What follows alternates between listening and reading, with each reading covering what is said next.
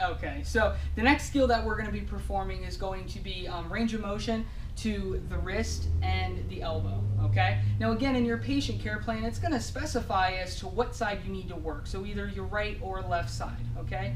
And you also want to make sure too that when you're doing these range of motion exercises that you're keeping the patient's arm off of the bed to avoid shearing, okay? So again, we're just going to knock in, knock, knock, knock.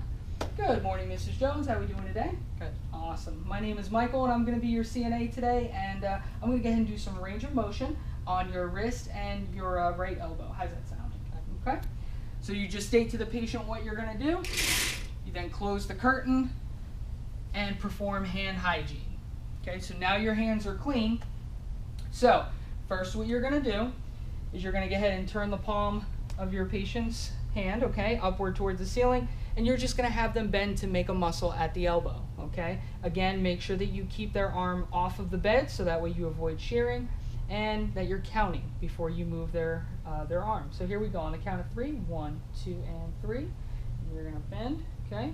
Any pain or discomfort? No. Excellent. And don't forget that you're only asking pain or discomfort if the patient has any on the very first movement. Okay, you do that a total of 3 times.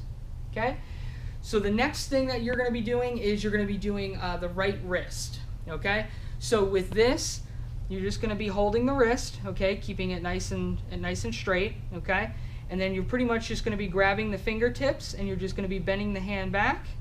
Okay, and then forward. Do you have any pain or discomfort? No. Okay, any pain or discomfort? No. And any pain or discomfort? No. Okay. And again, you only have to ask that for the very first time that you move the wrist, okay?